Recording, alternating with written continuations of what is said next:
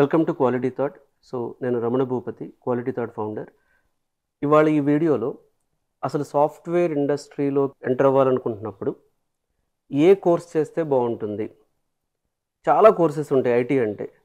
So ఇక్కడ మీరు డెవలపర్గా చాలా కోర్సెస్ ఉంటాయి, టెస్ట్ ఇంజనీర్ అవ్వాలన్నా చాలా కోర్సెస్ ఉంటాయి. సో చాలా ఐటీ కోర్సెస్ ఉన్నప్పుడు మీకు తెలిసిన వాళ్ళు ఒక్కొక్కళ్ళు ఒక్కొక్క సలహా ఇస్తూ ఉంటారు. కొంతమంది పైథాన్ నేర్చుకోమంటారు, కొంతమంది క్లౌడ్ కంప్యూటింగ్ నేర్చుకోమంటారు, కొంతమంది డెవాప్స్ నేర్చుకోమంటారు, కొంతమంది టెస్టింగ్ టూల్స్ నేర్చుకోమంటారు, కొంతమంది ఏఐ నేర్చుకోమంటారు. ఇట్లా చాలా కోర్సెస్ ఉన్నాయి. అసలు ఏ కోర్సు నేర్చుకుంటే బాగుంటుంది, ఏ కోర్సు నేర్చుకుంటే త్వరగా జాబ్ వస్తుంది, ఏది బెస్ట్ కోర్స్, ఏ కోర్స్కి ఫ్యూచర్ గ్రోత్ ఉంటుంది, ఇలా చాలామందికి డౌట్స్ ఉంటాయి. నేను ఐటీలో సత్యం, ఎసెంచర్ లాంటి కంపెనీస్లో 17 ఇయర్స్ వర్క్ చేశాను. అలాగే క్వాలిటీ థాట్లో ఫౌండర్గా మరియు వన్ ఆఫ్ ద మాస్టర్ ట్రైనర్గా లాస్ట్ 14 ఇయర్స్లో మోర్ దాన్ థౌజండ్స్ ఆఫ్ స్టూడెంట్స్ని ఎవ్రీ మంత్ మేము ట్రైన్ చేసుకుంటూ వచ్చాం. సో ఒక సాఫ్ట్వేర్ ట్రైనర్గా, అలాగే ఒక సాఫ్ట్వేర్ ప్రాజెక్ట్ మేనేజర్గా, అట్లాగే ఒక సాఫ్ట్వేర్ ట్రైనింగ్ ఇన్స్టిట్యూట్ ఫౌండర్గా, సో ఎంతోమంది స్టూడెంట్స్ని నేను మీట్ అయినప్పుడు చాలామందికి కన్ఫ్యూజన్ ఉంది. సాఫ్ట్వేర్ ఇండస్ట్రీలో ఏ కోర్స్ నేర్చుకుంటే త్వరగా జాబ్ వస్తుంది, ఏ కోర్స్ నేర్చుకుంటే మంచి ప్యాకేజ్ వస్తుంది, ఏది బెస్ట్ కోర్సు, ఇలాంటి కన్ఫ్యూజన్ ఉంది. సో నాకు కొన్ని ఎక్స్పీరియన్సెస్ ఈ వీడియో ద్వారా మీకు షేర్ చేయాలనుకుంటున్నాను. సాఫ్ట్వేర్ ఇండస్ట్రీలో మీరు ఎంటర్ అయ్యేటప్పుడు ఏది బెస్ట్ కోర్స్ అనేది మీ ఫ్రెండ్స్ చెప్పారనో, మీ తెలిసిన వాళ్ళు చెప్పారనో డిసైడ్ చేయకుండా కొంత రీసెర్చ్ చేయండి, కొంత గైడెన్స్ తీసుకుని డిసైడ్ అయితే బెస్ట్గా ఉంటుంది. ఈ గైడెన్స్ తీసుకునేటప్పుడు కొన్ని పారామీటర్స్ ఫాలో అవ్వాల్సి ఉంటుంది. పారామీటర్ 1, అసలు ఫస్ట్ సాఫ్ట్వేర్ కోర్సెస్ని మనం 4 కేటగిరీస్గా డివైడ్ చేయాలి. ఒకటి, ప్రజెంట్ బీటెక్ కానీ డిగ్రీ కానీ చదువుతున్న స్టూడెంట్స్, అంటే 2025, 26, 27లో పాస్ అవుట్ అయ్యే pursuing students. 2, BTech or degree freshers, so college అయిపోయి బయటకు వచ్చిన ఫ్రెషర్స్. 3, ప్రజెంట్ ఆల్రెడీ ఐటీలో వర్క్ చేస్తున్నటువంటి వర్కింగ్ ప్రొఫెషనల్స్.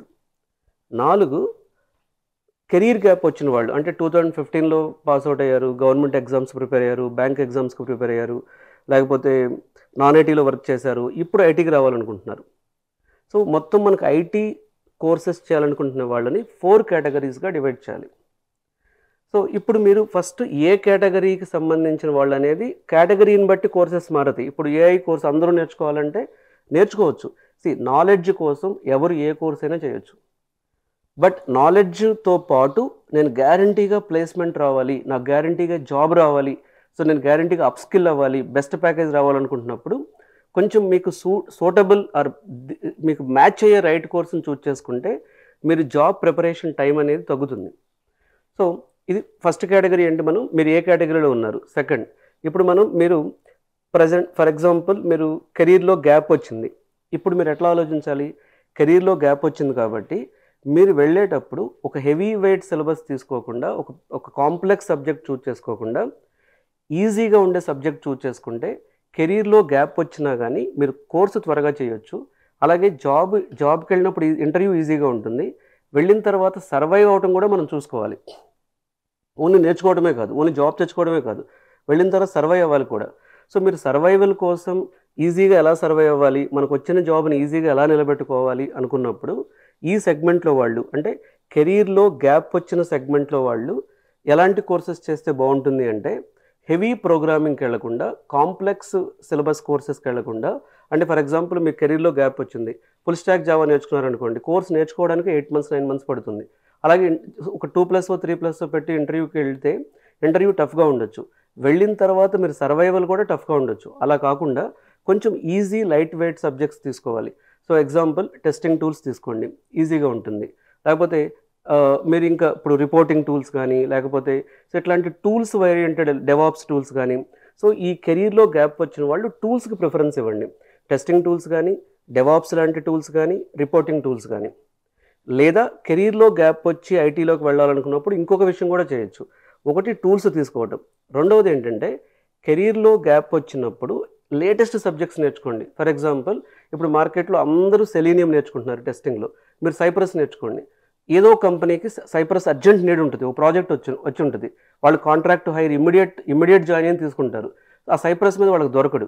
అప్పుడు మీరు కొంచెం అటు ఇటుగా ఇంటర్వ్యూ చేసినా సరే సైప్రస్ మీద తీసుకునే అవకాశం ఉంటుంది. అలాగే డెవలప్మెంట్లో కూడా ఇట్లా ప్రతి ఏరియాలో కూడా క్లౌడ్ కంప్యూటింగ్ కానీ ప్రతి ఏరియాలో కూడా ఇప్పుడు ఏపీజీ అనే టూల్ ఉంది. ఏపీజీ అనే టూల్లో తక్కువ మంది రిసోర్సెస్ ఉన్నారు.